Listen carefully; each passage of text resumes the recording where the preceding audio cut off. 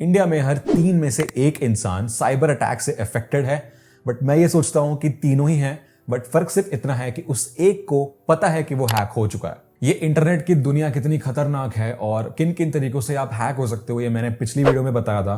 तो प्लीज वो वीडियो पहले देखकर आ जाओ, तो आपको समझ आ जाएगा कि साइबर सिक्योरिटी की इंपॉर्टेंस क्या है। डिजिटाइजेशन के कारण हम हर काम ऑनलाइन करते जा रहे हैं। Government verification, online shopping, education, social media, business. इसके कारण हम एप्लीकेशंस को अपनी डेटा दिए जा रहे हैं, जाने या अनजाने में। और इसके जितने फायदे हैं उतने नुकसान भी हैं। हमको नहीं पता कि वो डेटा कहाँ जा रही है, किसके पास जा रही है, कहाँ लीक हो रही है और हमारे अगेंस्ट कैसे यूज हो सकती है। इंडिया में ही सबसे ज्यादा इंटरनेट यूजर्स हैं और इंडिया में ही सबसे ज्यादा साइबर अटैक्स होते हैं, पूरे वर्ल्ड का 13.7%। क्योंकि एक आम आदमी को ये तो बता दिया कि इंटरनेट कैसे यूज करते हैं, लेकिन ये नहीं बताया कि साइबर सिक्योरिटी क्या होती है। जब भी आप इंटरनेट पर कुछ काम करते हो, आप अपने बारे में कुछ इंफॉर्मेशन छोड़ते हो जो प्रैक्टिकली परमानेंट होती है। मतलब आप उसको कंप्लीटली कभी इरेज नहीं कर सकते, क्योंकि वो आपके कंट्रोल से बाहर हो चुकी है। एक बार वो पब्लिक हो गई तो वो कहां जा रही है, कहां स्टोर हो रही है, नो वन नोस। और इसी इन्फो को हम डिजिटल फुटप्रिंट कहते हैं। किसी प्रोडक्ट का रिव्यू देके, किसी वेबसाइट पर अकाउंट बना के, ऑनलाइन शॉपिंग करके, बहुत सारे तरीके हैं। लेकिन आपके बिना जाने भी ये हो सकता है थ्रू वेबसाइट कुकीज और ट्रैकर्स। जितना ज्यादा आपका डिजिटल फुटप्रिंट, उतना ज्यादा इजी होगा आपको ट्रैक करना और पोटेंशियली हैक करना। तो अगर आप चाहते हो कि आपकी प्राइवेसी आपके हाथ में हो और आपको कोई हैक ना कर पाए, तो आपको साइबर अवेयर होना पड़ेगा और इस वीडियो को पूरा देखना पड़ेगा। तो आइए जानते हैं कुछ ऐसी प्रैक्टिसेस जो आपको फॉलो करनी चाहिए जितना हो सके उतना ऑनलाइन सेफ रहने के लिए। सबसे पहले, create a strong password. I know ये बहुत सिली चीज है क्योंकि मुझे आज भी ये बोलना पड़ रहा है, लेकिन it is what it is. अपनी क्रश को अपना पासवर्ड मत बनाओ, you deserve better. Common passwords को यूज मत करो। ABCD password 1 2 3 I love you, ये बहुत कॉमन है और बहुत लीक होते हैं और हम सबके पास है। पासवर्ड ऐसा होना चाहिए जो कोई गेस ना कर पाए और आपको इजीली याद भी रहे। आपके पासवर्ड में आपकी पब्लिक इन्फो नहीं होनी चाहिए, जो सिर्फ आपको पता है, सिर्फ वही डालना है। पासवर्ड के 2 कंपोनेंट्स होते हैं, कॉम्प्लेक्सिटी एंड लेंथ। तो कॉम्प्लेक्सिटी में आपको मिनिमम ये 4 में से 3 चीजें रखनी है अपने पासवर्ड में। Upper case, lower case, special characters और डिजिट्स, ये सारे कॉम्बिनेशंस यूज करो। और हाँ, लेंथ ज्यादा इंपॉर्टेंट होती है कॉम्प्लेक्सिटी से, तो मिनिमम 15 कैरेक्टर्स का पासवर्ड रखना चाहिए जो आपको याद भी रहे। और मैं ये बोलता हूं कि पास फ्रेजेस यूज करो, सेंटेंसेस बनाओ। कुछ एग्जांपल्स देता हूं मैं अच्छे पासवर्ड्स के स्क्रीन पे, बस यही यूज मत कर लेना। और बहुत बड़े बड़े पासवर्ड्स को क्रैक करना बहुत मुश्किल होता है, उनसे भी ज्यादा जो कि कॉम्प्लेक्स होते हैं बट छोटे होते हैं, तो बड़े रखो। और हाँ, अलग अलग प्लेटफॉर्म्स पर, अलग अलग अकाउंट्स पर अलग अलग पासवर्ड्स रखो। अगर आप एक जगह हैक भी हो जाते हो तो दूसरी जगह तो बच जाओगे ना। अगर आपको याद नहीं रहते हैं पासवर्ड्स, तो पासवर्ड मैनेजर्स यूज करो, लाइक OnePass, KeePass। और जिस भी जगह अकाउंट बना रहे हो, कोशिश करो कि आप प्राइमरी ऑथेंटिकेटर रीयूज कर लो। काफी सारी थर्ड पार्टी साइट्स होती हैं जो एक ऑप्शन देती हैं कि आप अपने गूगल अकाउंट से, अपने एप्पल और माइक्रोसॉफ्ट अकाउंट से लॉगिन कर सकते हो। मतलब उनमें तो लगभग हर किसी का अकाउंट होता है, तो ये ऑप्शन होता है आपके पास OAuth के थ्रू कि आप वही अपना एग्जिस्टिंग गूगल अकाउंट यूज कर लो इस वेबसाइट पर लॉगिन करने के लिए। तो आपको कम पासवर्ड्स मैनेज करने पड़ेंगे और आपको उस प्राइमरी प्लेटफॉर्म की सिक्योरिटी भी मिलेगी। ऑल्दो मैं तो ये रेकमेंड करूंगा कि आप पासवर्ड लेस ऑथेंटिकेशन यूज करो, लाइक बायोमेट्रिक्स जो स्मार्टफोन्स में होते हैं मोस्ट कॉमनली, या physical authentication devices like USB keys. लेकिन इनकी कॉम्प्लेक्सिटीज के कारण पासवर्ड्स कभी कंप्लीटली बंद तो नहीं होने वाले हैं, so be alert. Second is multi factor authentication. कुछ जगह पर आपको एक फैक्टर ऑफ ऑथेंटिकेशन देने के बाद एक एक्स्ट्रा फैक्टर लगता है आपको वेरीफाई करने के लिए। लाइक एक फैक्टर हो गया आपका पासवर्ड, दूसरा फैक्टर हो सकता है समथिंग यू ओन, लाइक आपका कोई फिजिकल की डिवाइस या आपका स्मार्टफोन। तो पहला पासवर्ड डालने के बाद आपको एक और पासवर्ड आएगा आपके स्मार्टफोन में, like an OTP, one time password through SMS या ईमेल। तो वो आपको बताना पड़ेगा एप्लीकेशन को, जो कि as a second factor use होगा। जो आप दोगे उसको, उसके बाद ये आपको ऑथेंटिकेट करेगा। तो ये होता है 2 फैक्टर ऑथेंटिकेशन। अगर आपका पासवर्ड लीक भी हो चुका है या आप भूल चुके हो, तो ये सेकंड फैक्टर आपको बचा सकता है हैक होने से, क्योंकि आपका स्मार्टफोन तो आपके पास ही है, आपका सिम आपके पास है, तो OTP जो आएगा वो आपके पास ही आएगा, जो आप ही बता सकते हो। इसलिए आजकल हैकर्स ये 2 फैक्टर वाले स्कैम करते हैं OTP चुराने के लिए, क्योंकि बहुत सेंसिटिव एक्शंस में, लाइक बैंक अकाउंट्स के लिए या पासवर्ड चेंज करना, मनी ट्रांसफर करना, उसमें OTP लगता ही है एज अ मैंडेट। तो बड़े स्कैम्स करने के लिए 2FA या OTP बाईपास करना पड़ता है, जो बहुत मुश्किल है। So please do your self a favour और आज ही अपने सारे इंपॉर्टेंट प्लेटफॉर्म्स पर, मेनली जो आप सबसे ज्यादा यूज करते हो, email accounts, Google accounts, bank account, social media accounts, file storage, जहां पर भी आपकी सेंसिटिव इन्फो है, हर जगह आप 2FA एनेबल कर दो, क्योंकि एक एक्स्ट्रा लेयर ऑफ सिक्योरिटी है। ये एक बायोमेट्रिक भी हो सकता है आपका 2FA, जो कि बहुत ईजी और फुल प्रूफ भी होता है। हाँ, मैं ये जानता हूं कि ये additional layer of user interaction है, आपको थोड़ी ज्यादा मेहनत करनी पड़ेगी हर बार, लेकिन इट्स अ बेयर मिनिमम, ये कोई लग्जरी नहीं है, so please take it seriously. Third is social engineering से बचो।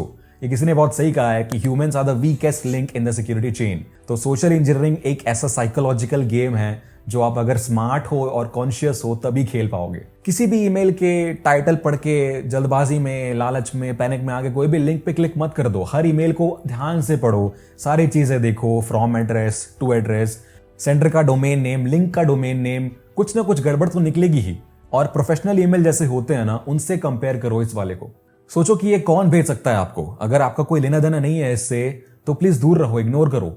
एक जेन्युइन वेबसाइट पर HTTPS या SSL सर्टिफिकेट होता है, जो कि उसी डोमेन नेम की ओनरशिप पर होता है। अगर वो लेट्स एनक्रिप्ट का है या क्लाउडफ्लेयर का है तो वो तो फ्री होते हैं, वो कोई भी ले सकता है। लालच या पैनिक, ये इमोशंस को हावी मत होने देना अपने ऊपर। कीप काम, अपने सारे सेंसेस खुले रखो और हमेशा सेंटर पर शक करो। ज्यादातर ऐसी वाली स्कीम्स टू गुड या too bad to be true होती है, तो उसी अकॉर्डिंग इस पर रिएक्ट करो। बैंक वाले आपसे कभी भी कॉल पर OTP नहीं मांगेंगे। आपको कभी भी UPI पिन एंटर नहीं करना होता जब आप पेमेंट ले रहे होते हो। ये सारे बेसिक डिजिटल रूल्स आपको पता होने चाहिए। किसी भी हालत में किसी को भी अपना OTP मत शेयर करना। अपने बारे में, अपनी फैमिली के बारे में किसी को भी शेयर मत करो जब तक आप उसे जानते ना हो, क्योंकि ऑनलाइन वर्चुअली हमको नहीं पता कि आगे वाला इंसान कौन है, भले ही वो आपके क्लोज्ड वंस की तरह रिप्रेजेंट कर रहा है। नेक्स्ट है यूज अ सिक्योरिटी सॉफ्टवेयर। ये एक नेसेसिटी है। कोई एक अच्छा, जेन्युइन, ट्रस्टेड एंटीवायरस या फायरवॉल सॉफ्टवेयर आज ही इंस्टॉल करो अपने सारे डिवाइसेस पे। थैंकफुली विंडोज की जेन्युइन कॉपी के साथ विंडोज डिफेंडर एंटीवायरस और फायरवॉल आता है, जो कि one of the best antivirus software है आज के डेट में। अगर आपके पास वो है तो आपको किसी और एंटीवायरस की जरूरत नहीं है, अगर आप उसे अप टू डेट रखते हैं तो। अब काफी सारे एंटीवायरस ऐसे भी हैं जो आपको वेब प्रोटेक्शन और सस्पिशियस ईमेल से भी बचा लेते हैं, उसको पकड़ लेते हैं, like McAfee.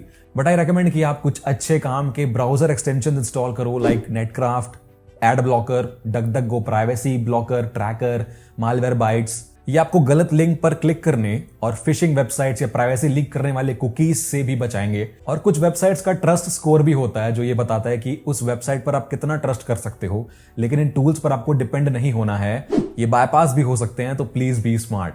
Next is limit your privacy. अभी जाके अपना इंस्टा अकाउंट प्राइवेट कर लो, अपनी पर्सनल पोस्ट हाइड कर लो और हर अकाउंट में जाकर ये चेक करो कि आपने कितना शेयर किया है और आपको कितना करना चाहिए था। आपने जो भी एक्सेस शेयर किया है वो सब कुछ डिलीट कर दो, और हो सके तो जो आप अकाउंट यूज नहीं कर रहे हो, जो खाली पड़े हैं, उनको डिलीट कर दो। हर साइट पे ये ऑप्शन होता है कि आप अपनी डेटा डिलीट कर सकते हो, वहां से डीएक्टिवेट तो एटलीस्ट कर सकते हो। इससे आपको मच नीडेड मेंटल डिटॉक्स भी मिल जाएगा और आपकी प्राइवेसी भी बची रहेगी। मत बताओ किसी को भी जरूरत से ज्यादा। एक क्लोज्ड और लिमिटेड सर्कल में रहो। क्या होगा, लोग आपको जज करेंगे, आप कूल नहीं हो, बट इट्स ओके। अपनी प्राइवेसी ज्यादा इंपॉर्टेंट है, उनको भी समझ आएगा, लेकिन बाद में ये आपके लिए उतना मैटर नहीं करेगा, लेकिन ये आपके बच्चों के लिए उनकी दुनिया सेफ और सिक्योर रखने की जिम्मेदारी आपके हाथों में है। उनकी पूरी जिंदगी पड़ी है और आप बिल्कुल नहीं चाहोगे कि आपकी गलतियों की वजह से वो सफर करें। प्लीज हो सके तो अपने बच्चों के बारे में ऑनलाइन पोस्ट मत करो।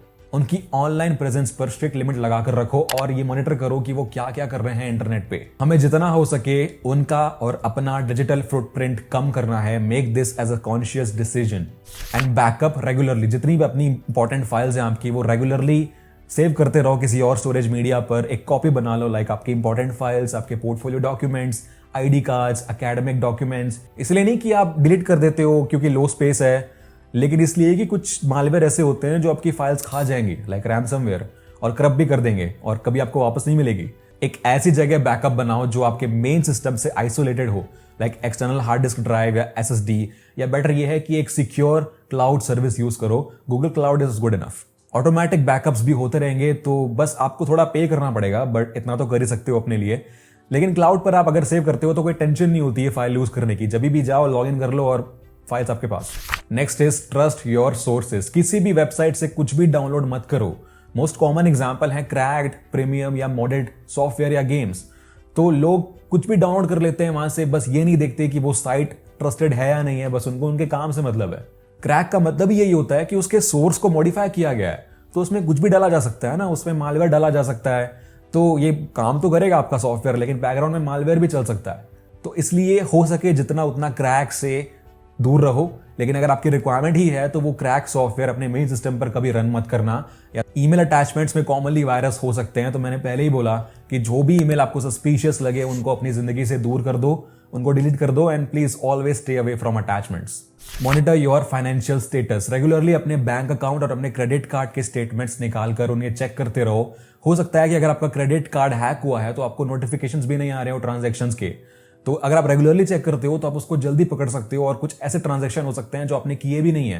तो इस केस में जितना जल्दी हो सके आप बैंक में कॉल करें, और हो सकता है कुछ टाइम पीरियड तक आपको वो पैसे वापस भी मिल जाएं।